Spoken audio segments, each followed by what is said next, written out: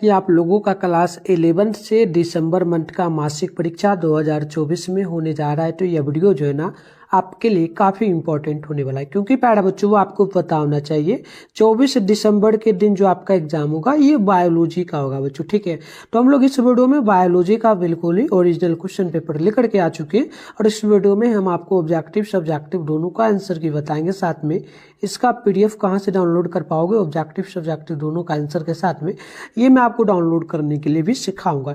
तो वीडियो में बने रहिए, देख लीजिएगा। बायोलॉजी के लिए विषय कोड आपका 119 रहेगा, टाइम इसमें 1.5 घंटा का मिलेगा, 50 मार्क्स का एग्जाम होगा। चैनल पे अगर आप लोग पहली बार आए हैं तो चैनल को जरूर सब्सक्राइब करके नोटिफिकेशन कॉल पे प्रेस कर लीजिए, ताकि हम लोग नेक्स्ट वीडियो अपलोड करेंगे तो आपके मोबाइल में नोटिफिकेशन जाएगा, आप आराम से देख पाएंगे। तो चलिए फटाफट से क्लास को स्टार्ट करते हैं। तो प्यारे साथियों, यहाँ पे आप लोग देखना, आपका जो है सबसे पहले वस्तुनिष्ठ क्वेश्चन है, इसमें 30 ऑब्जेक्टिव है, 25 क्वेश्चन का आपको जवाब देना है। तो यहाँ पर आप देखेंगे पहला क्वेश्चन आपसे जो बोला गया, प्लाज्मा रक्त का कितना प्रतिशत होता है। तो बच्चों याद रखना, पहला का जो है ना ऑप्शन नंबर सी हो जाएगा, 55% होता है, राइट आंसर सी होगा। नेक्स्ट क्वेश्चन आप लोग यहाँ पर 2 नंबर को देखेंगे तो 2 नंबर बोला जो ना प्लेटेलेट्स को डैश डैश रूप में भी कहा जाता है। तो आप 2 नंबर का याद रखिएगा, ऑप्शन बी हो जाएगा ल्यूकोसाइटस, ऑप्शन नंबर बी बिल्कुल ही करेक्ट होगा। नेक्स्ट क्वेश्चन 3 नंबर है, वयस्क अवस्था में लाल रुधिर कणिकाएं बनती है। तो याद रखना 3 नंबर का ऑप्शन डी होगा, यानी कि छोटी आंत में, राइट आंसर जो है डी नंबर बिल्कुल ही करेक्ट होगा। 4 नंबर है, निम्नलिखित में से कौन सी कोशिका जो ना अनक कोशिका है। तो याद रखना बच्चों 4 का राइट आंसर ऑप्शन ए होगा, यानी कि ये आपका जो ना न्यूट्रोफिल हो जाएगा, राइट आंसर ऑप्शन ए होगा। बात करते हैं हम लोग 5 नंबर का। तो बोला गया रक्त समूह ए बी के व्यक्ति की लाल रुधिर कणिकाओं पर निम्नलिखित में से कौन सा प्रतिजन पाया जाता है। तो बच्चों आप याद रखना 5 नंबर का ऑप्शन सी होगा, यानी कि ए बी दोनों हो जाएगा। ऑप्शन नंबर आप लोग यहाँ पर सी नंबर बिल्कुल ही याद रखिएगा। 6 नंबर है, निम्नलिखित में से किस आयन की भूमिका स्कंदन में महत्वपूर्ण होती है। तो 6 नंबर का जो है ऑप्शन आपका ए हो जाएगा, यानी कि सी ए पर पावर +2, ऑप्शन ए बिल्कुल ही करेक्ट होगा। अगली क्वेश्चन आप लोग यहाँ पर देखेंगे तो 7 नंबर बोला गया, निम्नलिखित में से किसे गति प्रेरक कहते हैं। तो आप याद रखना 7 का सी नंबर होगा, यानी कि हिज के bundle, right answer option number C correct होगा।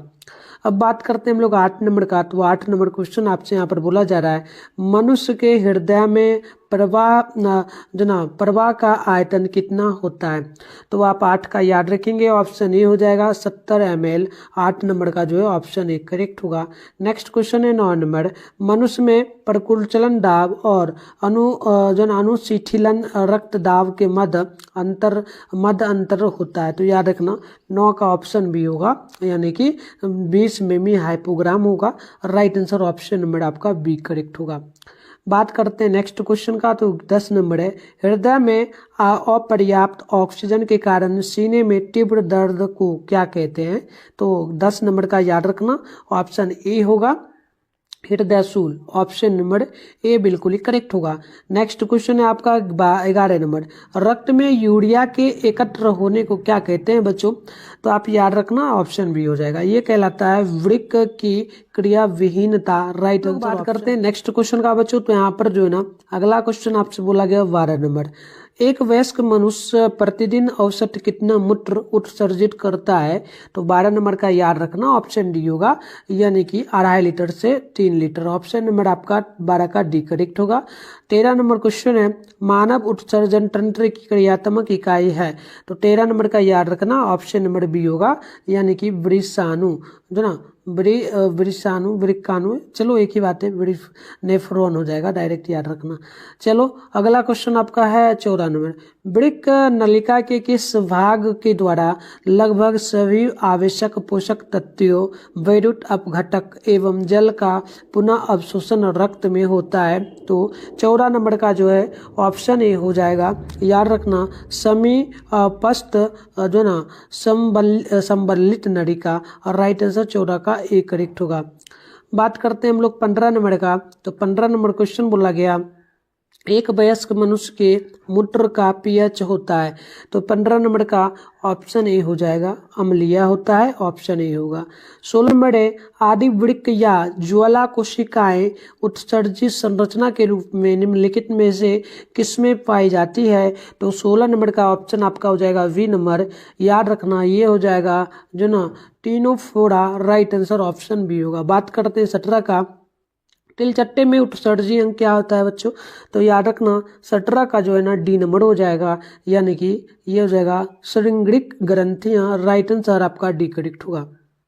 बात करते हैं 18 नंबर का, तो बोला गया वृक्कों द्वारा औसत प्रति मिनट कितना रक्त का निस्यंदन किया जाता है, तो याद रखना आप लोग 18 नंबर का ऑप्शन सी होगा, यानी कि 1500 से 1700 मिलीग्राम। ऑप्शन नंबर ml हो जाएगा, है ना। ऑप्शन नंबर 18 का सी नंबर होगा। अब बात करते हैं हम लोग नेक्स्ट क्वेश्चन का, तो 19 नंबर है, प्रत्येक वृक्क में लगभग कितने वृषाणु पाए जाते हैं, तो 19 नंबर का ऑप्शन जो है ना बिल्कुल आपका यहाँ पर हो जाएगा वी, 10 लाख, ऑप्शन भी होगा। तो चलिए प्यारे बच्चों में ग्लूकोज तथा कीटोन काय की उपस्थिति निम्नांकित में से किसका लक्षण है, तो आप 20 नंबर का याद रखेंगे, ऑप्शन सी होगा, यानी कि डायबिटीज मेलिटस का, राइट आंसर ऑप्शन सी होगा। क्वेश्चन नंबर 21 है, मानव कंकाल में अस्थियों की संख्या होती है, तो आप 21 का याद रखेंगे, ऑप्शन ए हो जाएगा 206, right answer option number A होगा।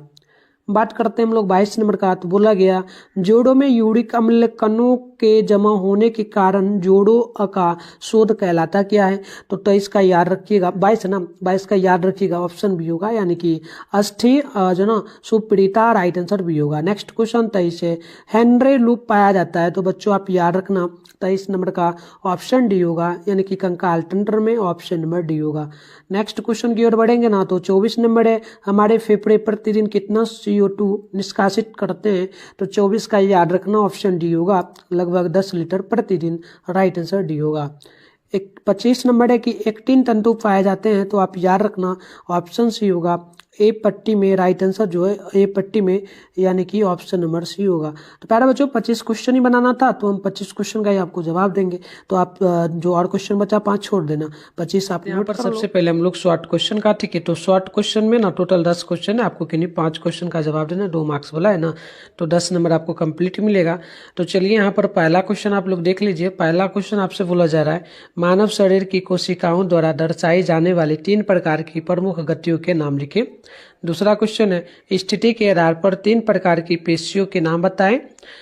तीसरा क्वेश्चन है कि पेशी तंतुकों में पाए जाने वाले 2 प्रमुख प्रोटीनों के नाम लिखें।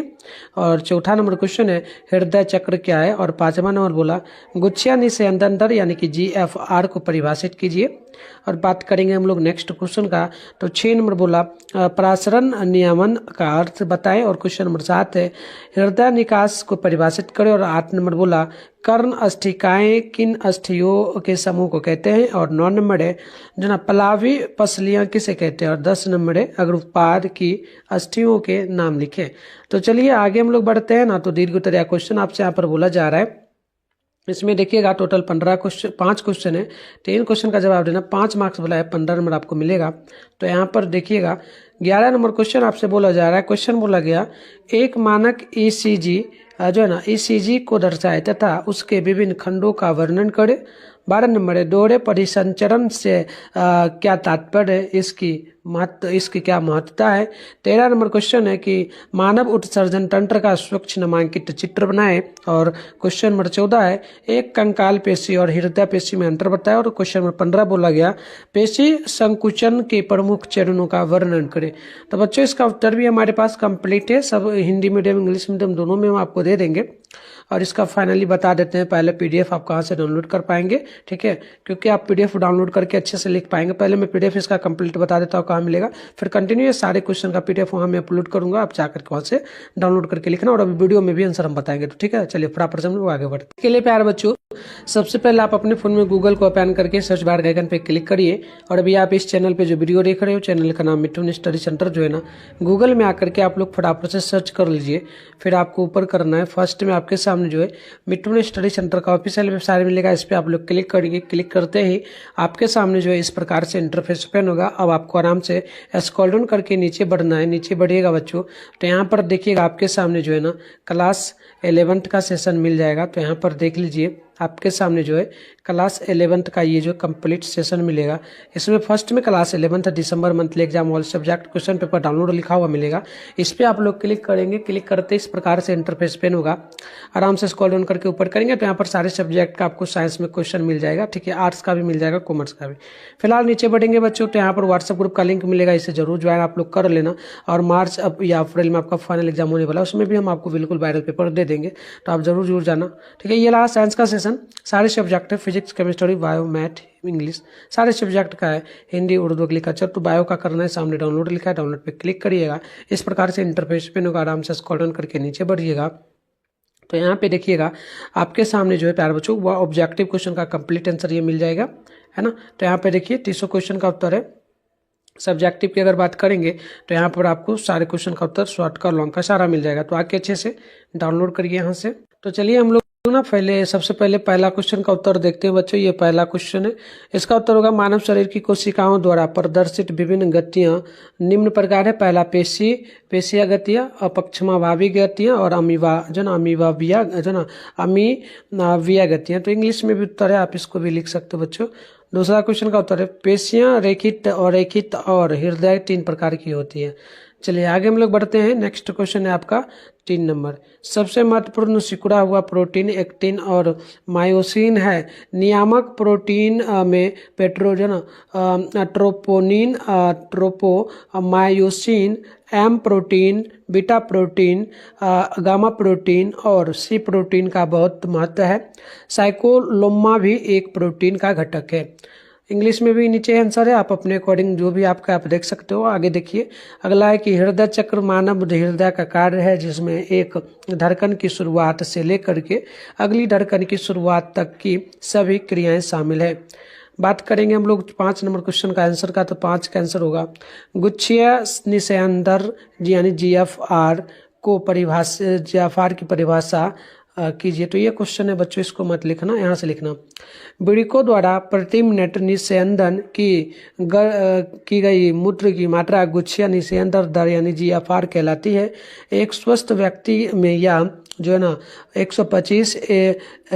125 ml प्रति मिनट अथवा 180 लीटर प्रतिदिन होती है। चलिए तो ये ना शॉर्ट क्वेश्चन आपका बिल्कुल ही कंप्लीट हो गया।